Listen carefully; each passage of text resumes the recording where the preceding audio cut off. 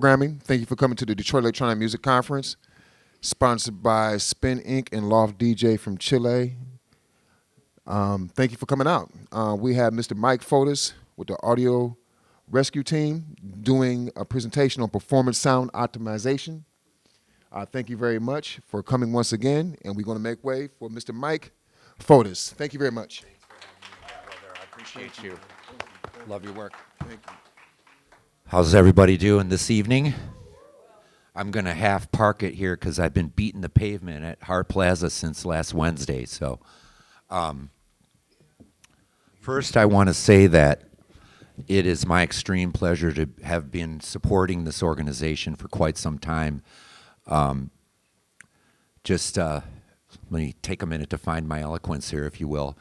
In education, in the music industry, I feel that in my 32 years in the game, there hasn't been a lot of focus of tech in regards to how it can improve any musical performance, and taking that and breaking it down in a way that anybody can understand it.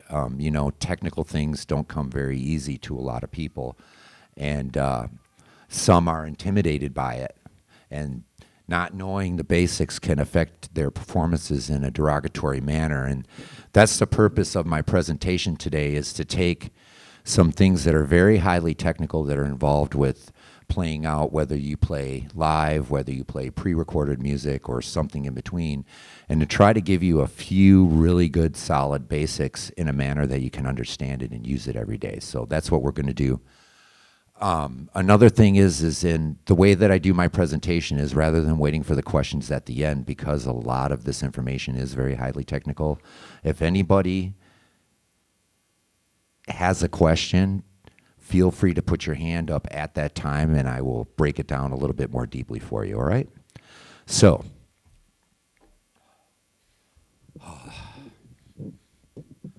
I have some slides here that I'm going to show you too. Here's a really funny picture of me, just a little bit about myself. 30-some years experience in all aspects of production. I started out in the business in 1982, DJing in a roller rink on the east side. My company was called Elite Sound Mobile DJs. I also held the national sales manager lead tech position at a company called JRW Generations, which at the time was a company that was engaged in Show Electric, which is providing all the electric gear and tech services for concert tours and big outdoor events, those types of things. I was then taken in as the assistant supervisor at the Florida State Fairgrounds in a position where we created their in-house Show Electric department there. I also worked at a local sound company here that is also a worldwide touring company. Many of you might have heard of it, Thunder Audio, as a fabrication shop manager and a site coordinator on the road. Presently, these are some of the things that I'm involved in. Obviously, production manager for Paxa How and Movement, production manager for the Detroit Jazz Festival, which we should all be very proud of. It is the largest free jazz festival in the world right here in our city. President of Audio Rescue Team, which is my passion that I started myself in 2015 in my leaky garage in Oak Park. And we specialize in curated boutique audio, first and foremost for the electronic music scene in Detroit, and then beyond that we do everything from a small sound on a stick rig all the way up to arena-size rigs. I am a member of the board of directors of the Detroit Sound Conservancy. Is anybody here familiar with that organization? It's a nonprofit here in Detroit. We support the history of our music scene and also supporting and reviving those lost spaces and places that are so important as cornerstones in our music history in Detroit. Most importantly of note, what we're working on right now steadfastly is the revival and rebuilding of the Bluebird Inn, which if anybody is a jazz fan, they know the significance of that. So a couple more things of note. Factory certified with Tactical Audio, L Acoustics, Void Acoustics. I also am a co-founder of a small company that we started during COVID out of boredom, called the Stereo Club. We buy, sell, trade, repair vintage audio gear. And I'm a guest instructor at the Production Academy in Chicago. So, a couple things on terms here. The importance of terminology, especially as a performer, is, and I'll just touch on this briefly, when you're interfacing with the technical staff, like any gig that you play at, whether you're playing in a small club or at a large festival, whatever the range of that is, it's important to at least have a basic grasp on the terminology of the things that are technical but relate directly to your to your performance. So we're going to focus on that. The difference between AC and DC in relation to distortion, which we're going to get onto here, gain and gain structure, headroom and noise floor, equalization and feedback. And all of these terms will focus on the main thing that you touch all the time when you're performing, which is the mixer, the DJ mixer. And we're going to get into that in a second here. So here is a really simple chart that shows the difference between the types of signals that we encounter, especially on the subject of distortion. So the first point that you need to understand is any audio signal. It is a sine wave, okay? It is a wave that has a smooth curve up, and it goes down to 0 and has a smooth curve down, okay? All audio equipment, whether it's a mixer, a speaker, whatever it is designed to work with a sine wave. The opposite of that is a square wave, which most distortion is some representation in a very basic sense of a square wave. And because audio equipment, especially speakers, are not designed to reproduce a square wave, that's where we get into trouble. When we're operating the mixer in a manner that we are producing a square wave, okay? So those are the differences right there. Here's another little bit more clearer subject of what an audio signal looks like, a clean signal. Again, it's very basic and rudimentary as opposed to a square wave signal. So we get the point of that. Let's get on to this right here. This is a fairly complex subject, but it's very important for you to understand. And as a sound engineer, I feel fortunate that I had influences in my life that helped me, that exposed me to this subject, and it really helped me, especially in mixing live music, to understand how to manipulate the sound system in a manner that was, to the interpretation of most people out there, pleasant, the patrons that are listening to it, if you will. And this is the subject of ear fatigue. Has anybody ever heard of ear fatigue before? Okay. So like this says, how we hear is an electromechanical system. And what that means is that we have the mechanical part of our hearing, which are all the little bones and membranes and whatnot in our ear that take that sound wave in the air and turn it into an electrical signal that our brain interprets. When certain limits are reached in that system, though, our body makes its best attempt to protect itself.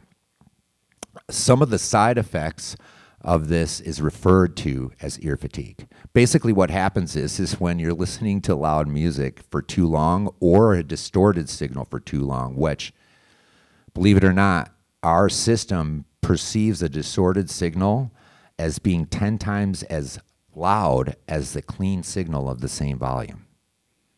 That's why that's important. Because when you get over that threshold over a certain period of time, our system tries to protect the mechanical part, the part that moves with the airwaves. And this is what causes ear fatigue.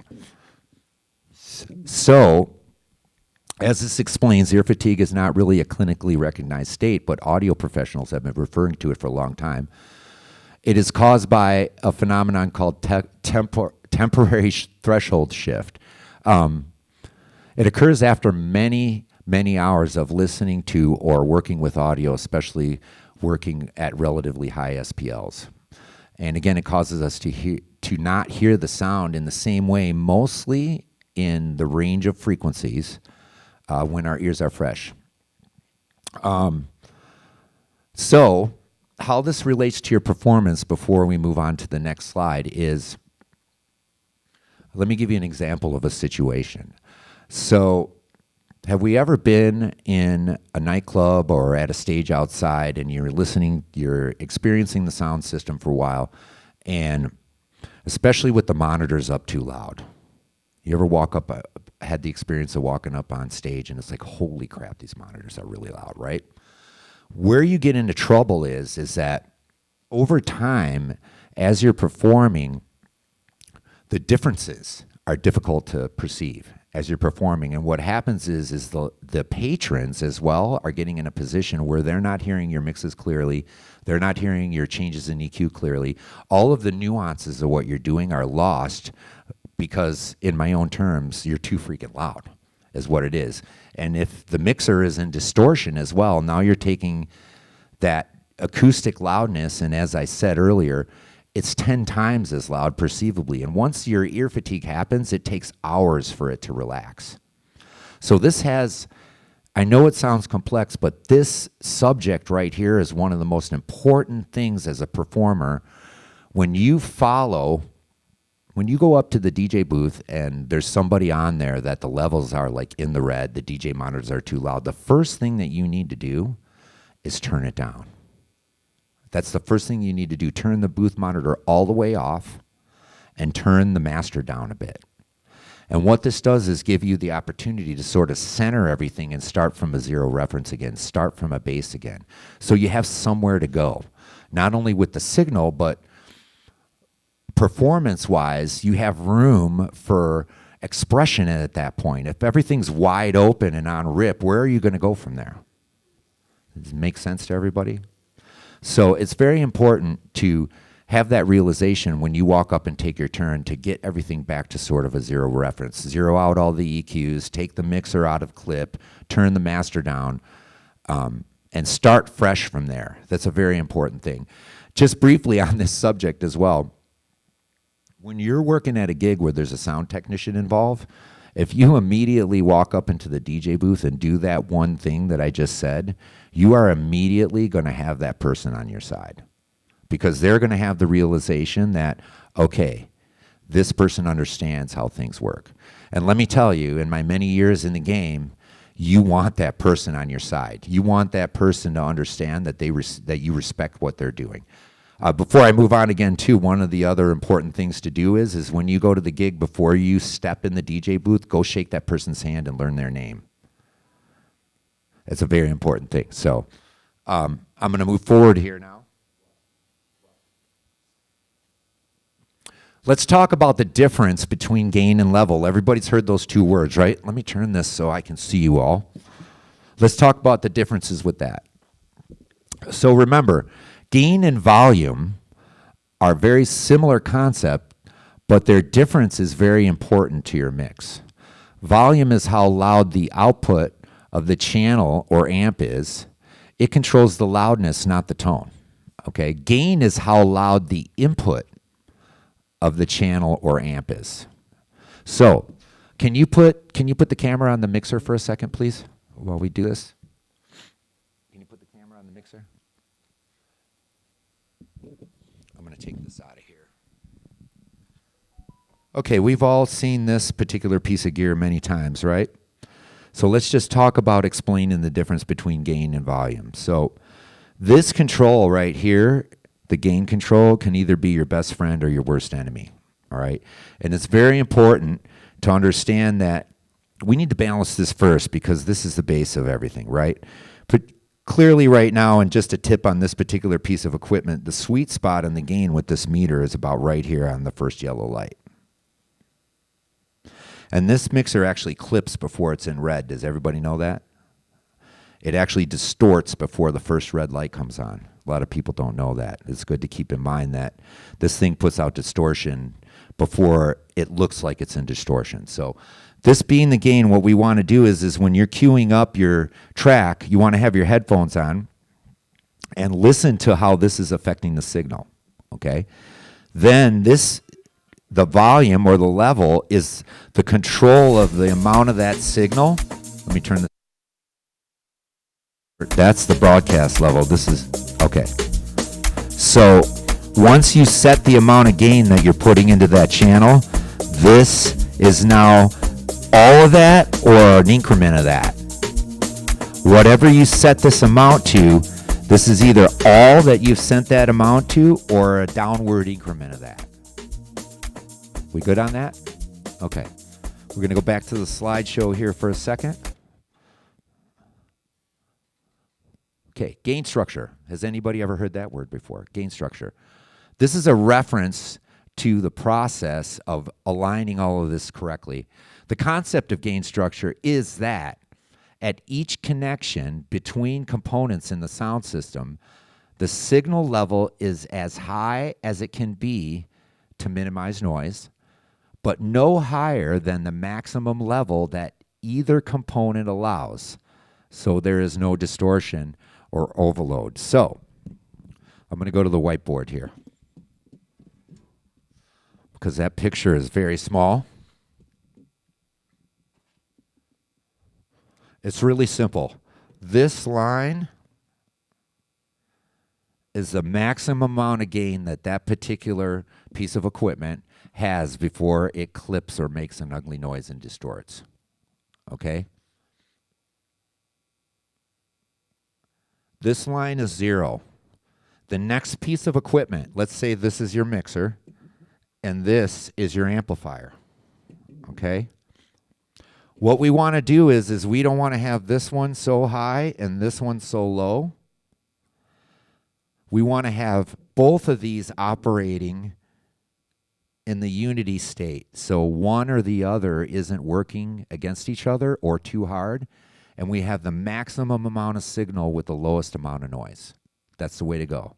So if we go back to the mixer, I can show you an example of this internally in the mixer itself.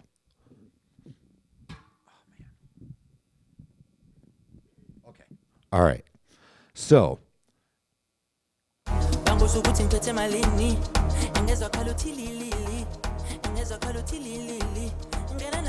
we've seen this many times where the gain is turned down really low and the level is all the way up with the master. And I don't want to crank the master right now. Is the master feeding the broadcast feed? Is that what's going on? Yeah, okay. You can have the same amount of volume.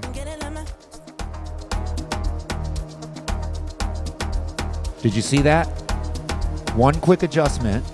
I have the channel at unity. We're in that second yellow light, like I just spoke about. That's the sweet spot. We have the same volume, but all of the gain stages are at unity, where they want to be. No noise.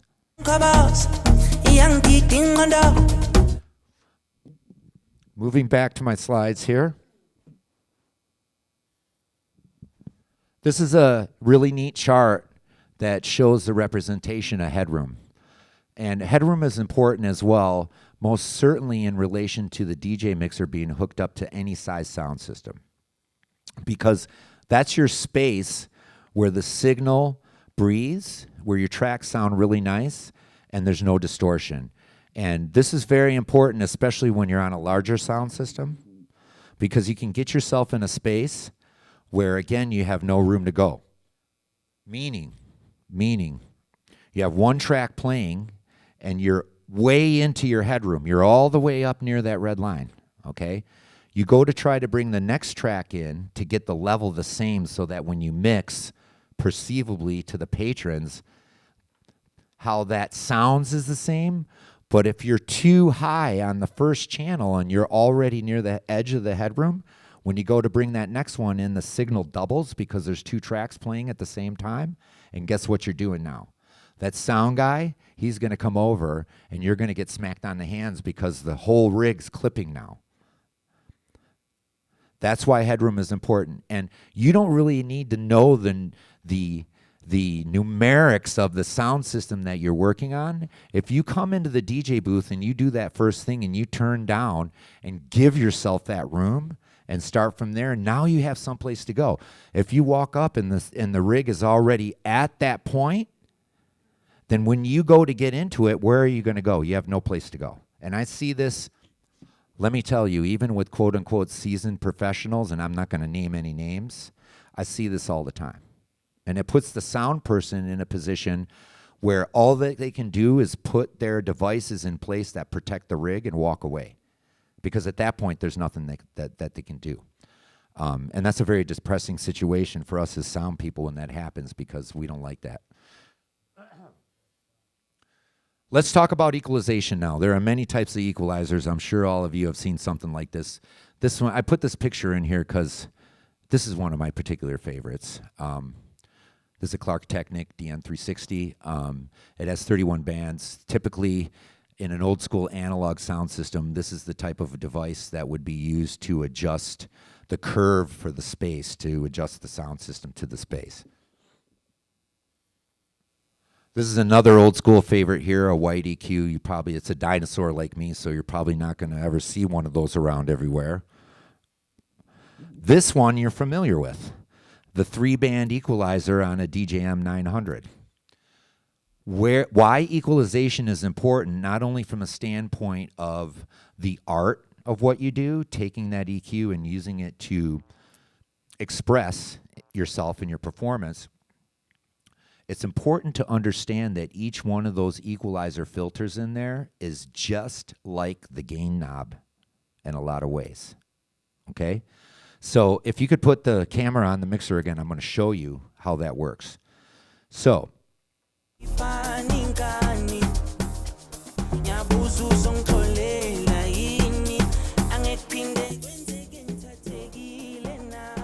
we have the same level.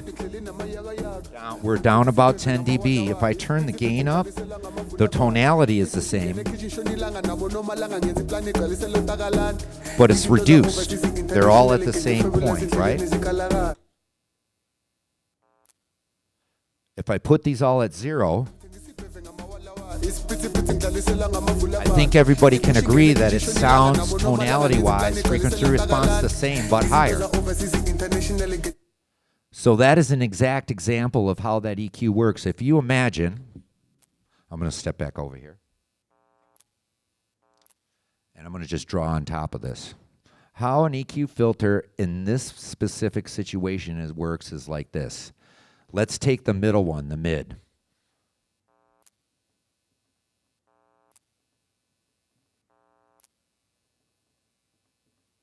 Can you guys see that? There's 2 frequencies. That's what the F relates to. There's the lower frequency and the higher frequency that are on either side of that knob, if you imagine that, okay? And when you turn that knob up and down, you're basically taking this whole thing and raising it and lowering it, that group of frequencies, okay? And this is in a very basic sense, but operationally, this is how it works. So in this particular situation, you have 3 of those. You've got a high frequency, a mid frequency, and a low frequency. That's what I mean by it being a gain stage. When I just spoke about unity, if you boost this too much, that circuit clips in there on its own, and there's no meter that's showing you that. Okay? So just like we can take this and run it into clip. Ouch. Watch this. It'll clip that way too. How many times have you come behind somebody and seen all 3 of those EQ knobs like that? Anybody? I've seen it a bunch of times. It's scary. So if we think about the EQ not only as a tonality device that adjusts the signal artistically, we need to think how that interacts with the gain and level. And the best advice that I can give you is that use your headphones, okay? Turn the monitor down so that you can actually hear the frequency response of your headphones. And before you go into that next track, listen to that and adjust the gain also in relation to the equalizer. It's very important. In live music, when we mix live music, everybody understands that EQ, whether it's 4 bands with an upper and lower, whatever it is, whatever console that you're on, we're always looking at that EQ affecting the signal in the same way that the gain or the level does. And you can experiment with this, but take that concept and think about it. And I'll tell you, it's one of the very most important concepts. And you'll go, Mike was right, the next time that you're playing out, and you take the approach of being subtractive. This is an important thing too. I'll show you.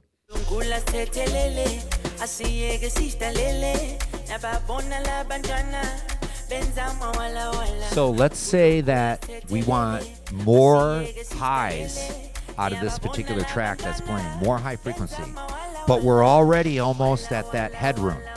Remember the headroom that I was talking about? How would we do that? We're already reached the limit, right? We don't want to boost anything. So subtractive means if you want more highs, turn the mids and the bass down and raise the gain. Same effect, no clipping. It'll sound exactly the same. But we're not clipping any of the gain stages and everything is working in unity.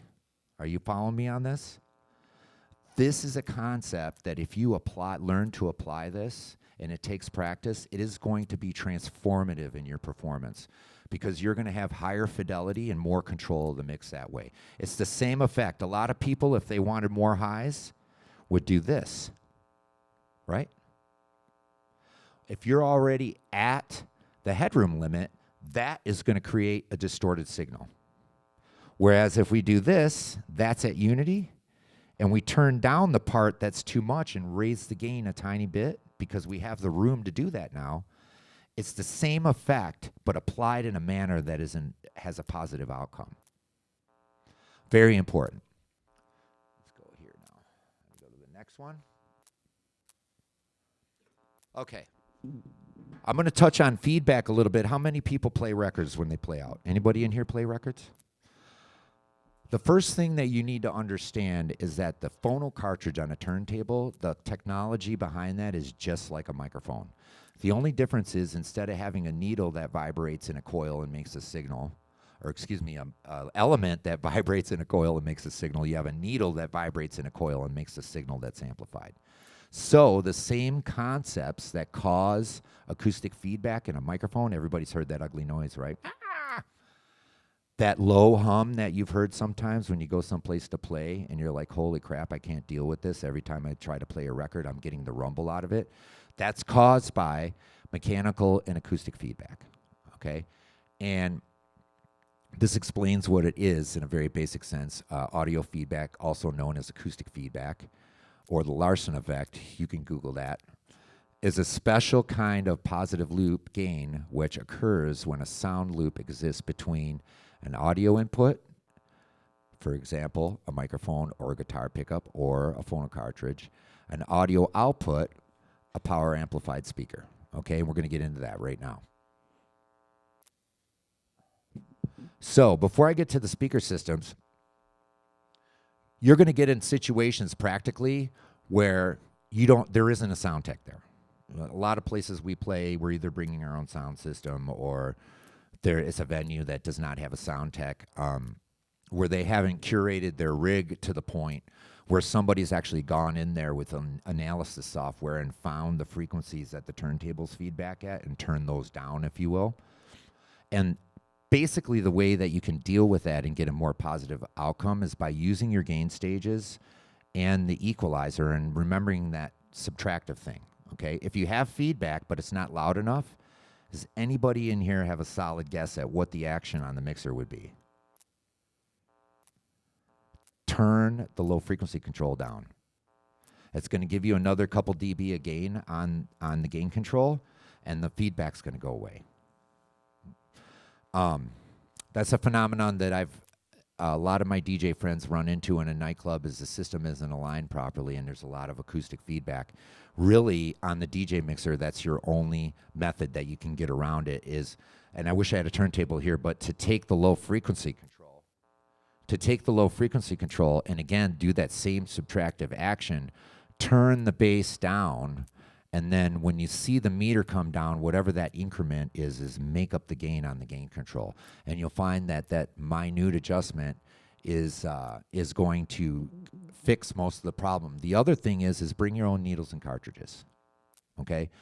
The short story is when those wear and become more mechanically worn out, they're more susceptible to feedback, all right? And there are certain combinations of a needle and cartridge that work better in a loud signal environment, and I'm on Facebook. Anybody can reach out to me. I don't want to belabor it here, but if you want to know what those are, I have recommendations for that. And there's certain ones to avoid too. That Shure M44-7, is anybody? And Shure M44-7, that's a feedback machine, 150%, brand new out of the box. Don't ever buy those. The Ortofon Nightclub 2, Mark II, they're a little expensive, but they give you a lot of gain before the same feedback things happen. They're about $200 a piece, but if you play a lot of records, they're really good on your records in regard to wear, and you can play those really super loud with less feedback. So I can give you recommendations on that by email or whatever. But on another note, I own a lot of vinyl as well. It's important, you have that huge investment in your vinyl, make the investment in good needles and cartridges, because there's the mechanical wear on the grooves too. And they're not all created equal. They're not all created equal as well. So moving forward now, I want to move into some types of speaker systems that you may encounter.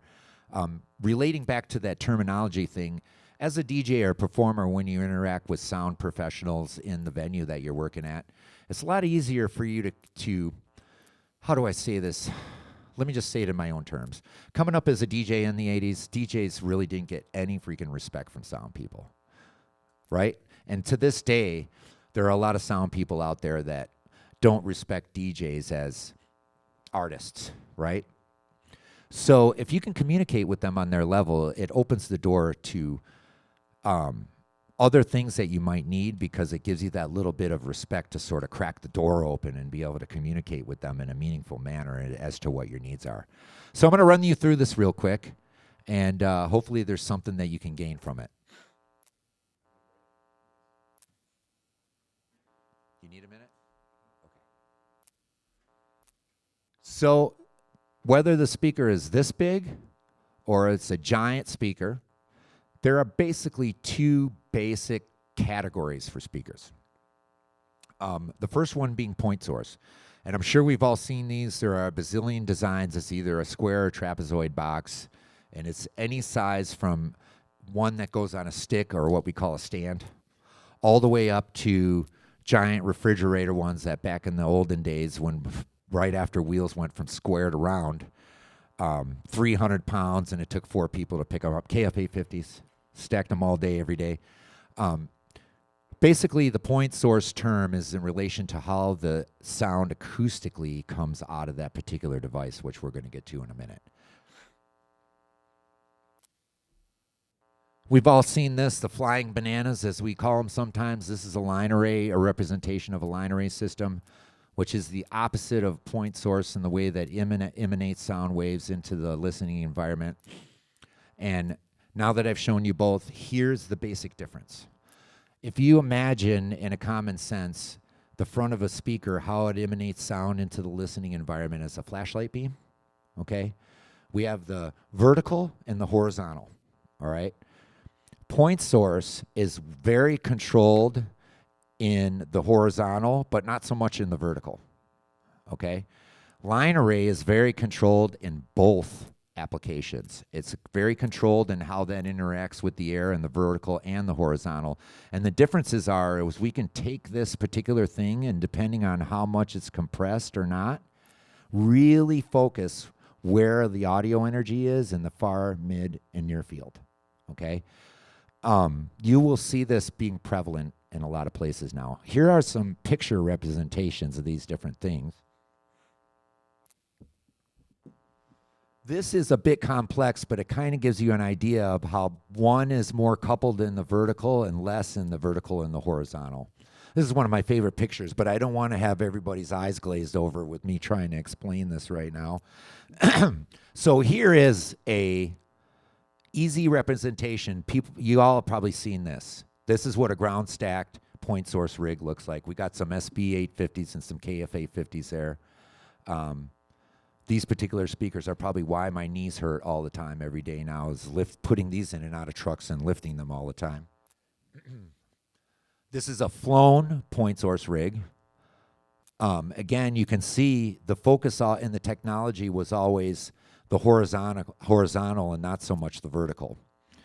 This picture right here, this is a ground stacked line array rig. We've all seen this, right?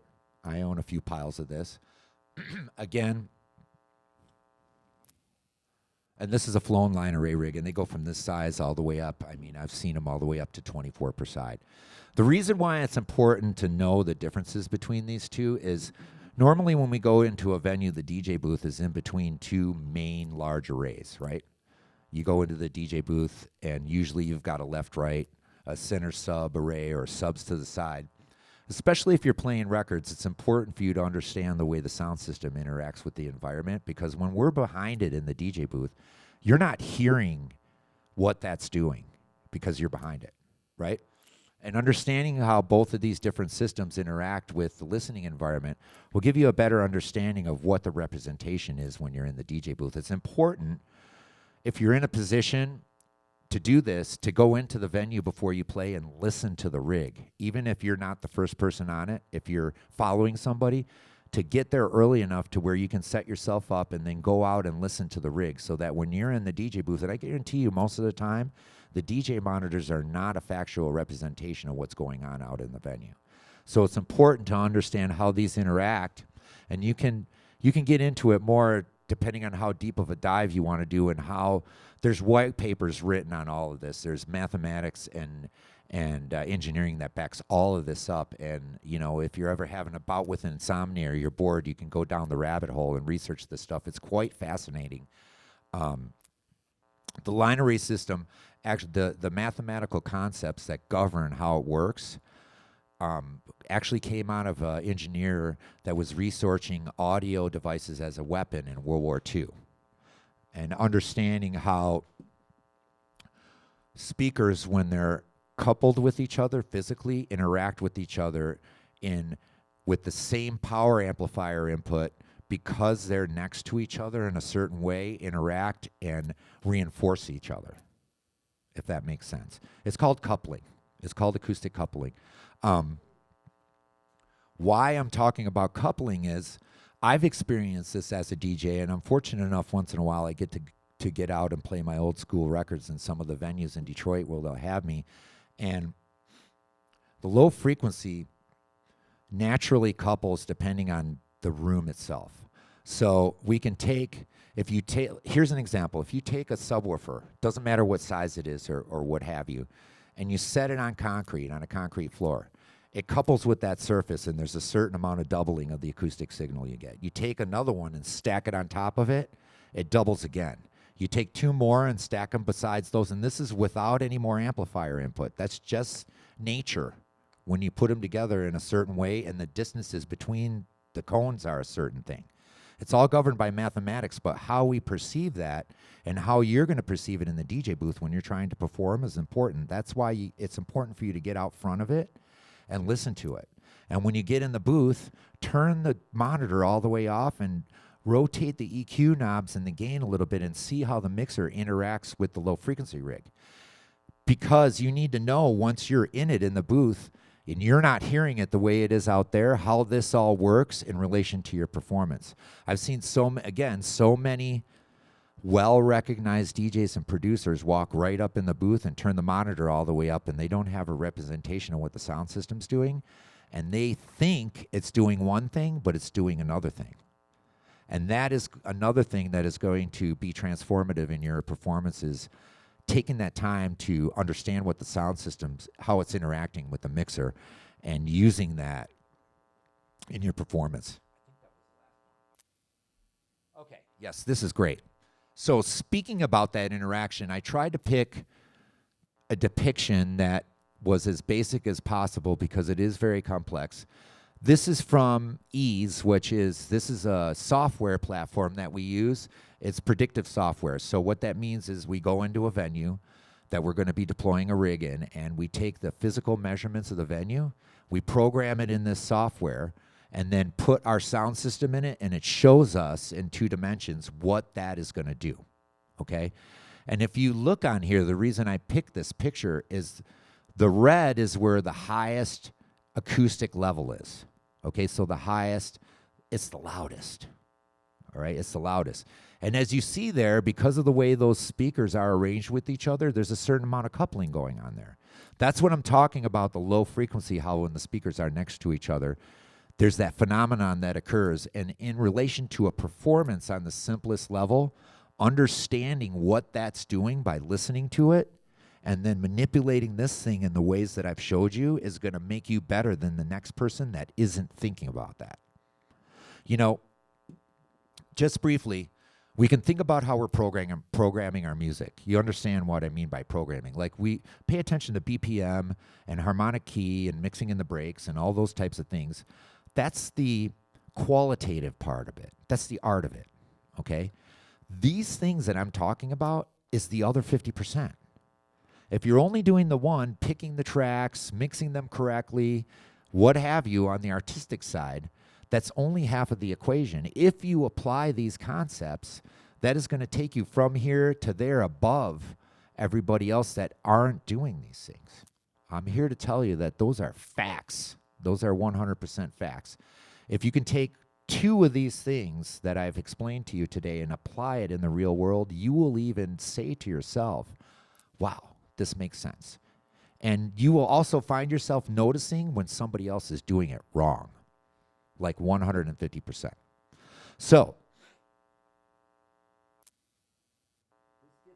this gets me to the end of this part of my presentation. And I want to open it up to questions right now. Because it is Techno Christmas time, I will also field questions directly related to that if anybody has any questions in regard to that. Anybody?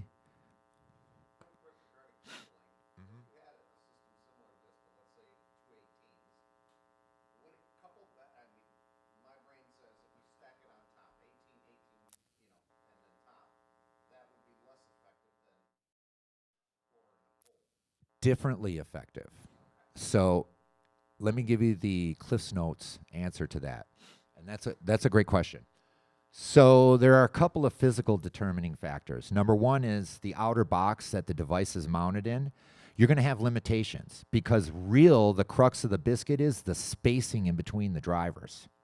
Okay? There's a mathematical formula called F limit. It's little f dash LIM. And it's the formula that Holson came up with that basically is the rule of coupling, if you will. And you can use that formula to figure out the spacing. Sometimes you get better coupling with them spaced apart at that critical distance. So if you research that, you can plug in the known numbers, and it's basically half the speed of sound, and then you plug in where your crossover point is, and it tells you the difference, the distance. And I found in deploying PA systems that if rather than trying to jam everything together, if I take that, what it basically is it's a fundamental of the longest wave of the box, okay? And if you're in that distance, whether it's this far, this far, this far, this far, you're going to find that it couples at all those distances. And sometimes having one cabinet space in between them is more perceivably enjoyable because it was what it does to the ultra low frequency. You know, we all know that when you get those waves laying on top of each other perfectly in time, that's that magic that it does, right? And sometimes not having them next to each other or on top of each other has a more profound effect, right? So look that up. And I keep it in my phone because I have a hard time remembering things. Because whenever I go into a venue, you know, we do a lot of things with cardioid subs and that and whatever to reject low frequency from the stage. I use that a lot, especially in a venue where I can't always put my subs where I want to. F limit. Yeah, it's in Holson's white paper that he wrote. It's 20 pages on it if you want to nerd out on it. Anybody else? Yes, sir.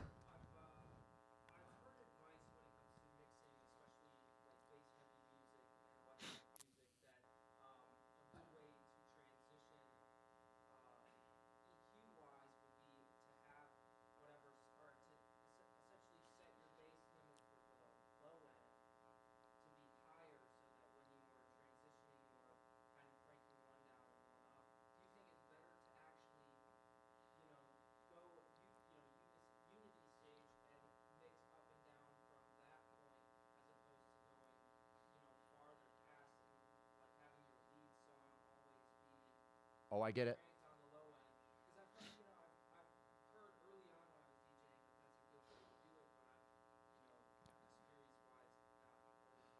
So that's a great question. What I will advise you to do is always err to being subtractive in all your actions involving any type of gain structure. The short story I can tell you is in live music mixing, before we had consoles that had 22 dB a gain after Unity, when you got to Unity, that was it. There was no more on each channel. So what we had to do is, like I just explained here, is if there was something that was not enough, we had to turn everything else down and then raise the total output of the system. And if you can put yourself in this mindset when you're mixing tracks for a dance floor, and it takes a minute, and even in the relation to EQ, and especially with using the EQ on a transition like you're speaking about, if you think about, okay, this is what I want more of, how do I act subtractively to get that result? Does that make sense? That's always going to be better for you rather than boosting something to get that result, because you're going to start working yourself into a corner again every time. Yeah, and it's a different mindset. It just takes a minute for you to do it for a while, and then the light bulb goes off, and you're like, oh, I get this now. But if you can remind yourself to think subtractively, you're always going to do better. Does that make sense? Yeah. Okay. Yes. Yes.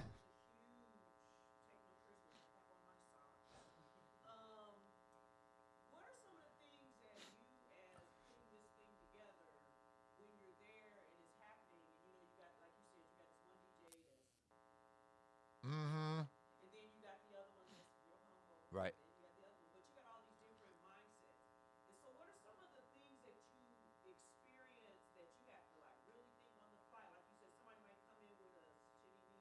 Mm-hmm.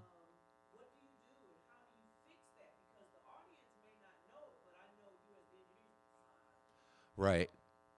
Well, my responsibilities for that event, the sort of microcosm of it is that I'm responsible for all of the tech, structures, video, lighting, sound, backline, all that.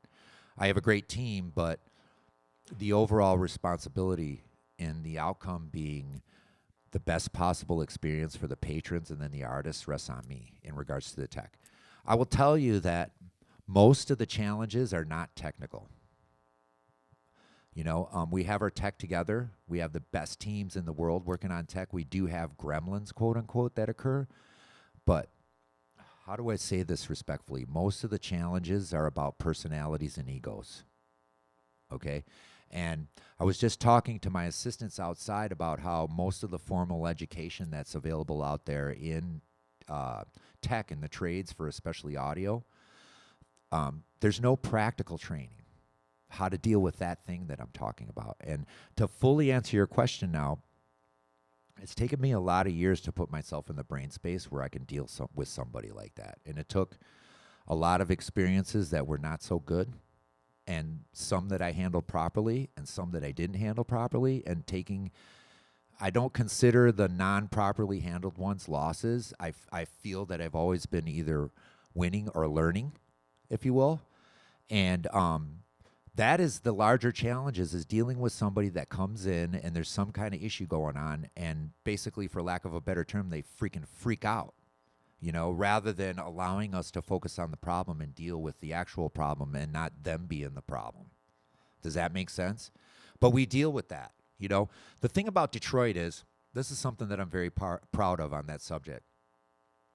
I cut my teeth as a sound guy in the quote-unquote rave scene, and my first show that I did was in 1988 at the Banco Building for Voom, if anybody remembers what Voom was.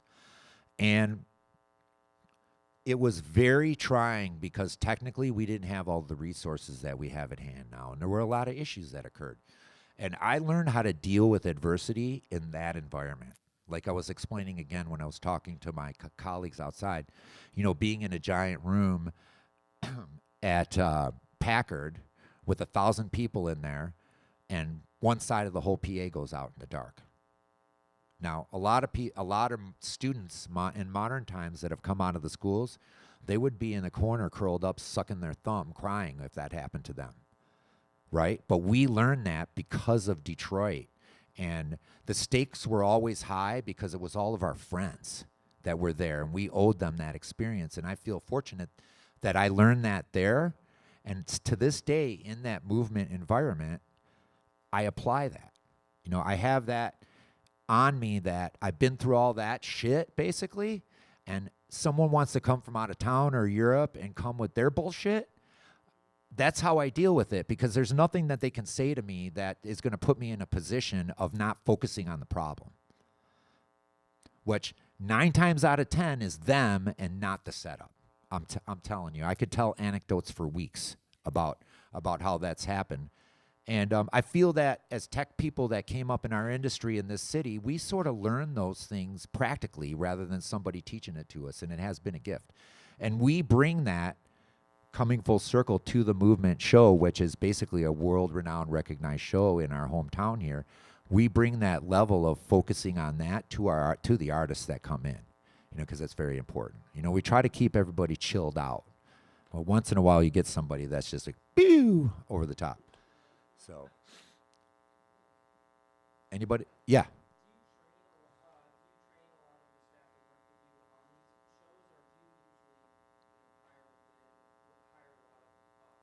In regards to what shows? A Movement is all seasoned pros. And it is so intense that I would never put a learner in that situation, because it's not the correct environment to learn in. Jazz Fest is just as intense, but in a different way. Movement's got kind of superstars, but Jazz Fest is like Herbie Hancock and you name it. Like, there's no fluff. Every artist is this artist. And when you're playing techno music loud for a crowd, you can get away with some mistakes because that's what it is. But when like Herbie's on his piano and everybody's silent and he's going bing, bing, bing, bing, and something messes up, it's a lot larger problem, right? So the intensity is the same, but the situation is different. In regard to what I like to call teaching moments, I'm always about teaching moments. And in my company, we've always strived to give people, especially young people that want to break into the business, an opportunity to come into our fold and learn 150%. I just always try, again, we were talking about this too. My mentors just threw me to the wolves and then beat me up about it. And it was okay. I learned. From that experience, I try to put them in an environment with the best tools and guidance and allow them to meet benchmarks so they feel like they've had success rather than challenging someone beyond their comfort level. That's very important. So. Just going back to the turntable cartridge feedback. Oh, yeah. Curious if there was any. I think you guys used to utilize sand at some point. You used to put. Is there a physical solution that's electronic? And I know when we were in the nightclub, we used to take stacks of napkins and underneath the Toilet paper rolls, white bread, you name it. So, does that help? Yes. So we're dealing with vibration, right? And sheer mass rejects vibration. And if you understand, especially the Techniques turntable, it reacts like that physical thing, taking the phono cartridge out of the equation, just that thing itself, believe it or not, it has certain peaks and dips in what it does vibration-wise. You could, not to belabor it, but you could put that thing on a scope and look at what it's doing. So first you need to understand that, and there's some things electronically that you can do. There's certain frequencies that you can notch out, and then if you physically mitigate it, usually it takes both, especially on a system that the SPL is way up here, and you want the bass loud, right? You have to look at all those things, and that's what there are many things that we deploy to mitigate that, if you will. But physical and electronic, both. Yes. That's it. Wow, I got off easy tonight. Well, once again, I want to thank everybody in the organization for having me again. I hope that I've presented something to everyone in here that's valuable to you. And thank you so much again for supporting all of our work by going to the venues and, supporting us by being there and enjoying the experience. All right? Thank you.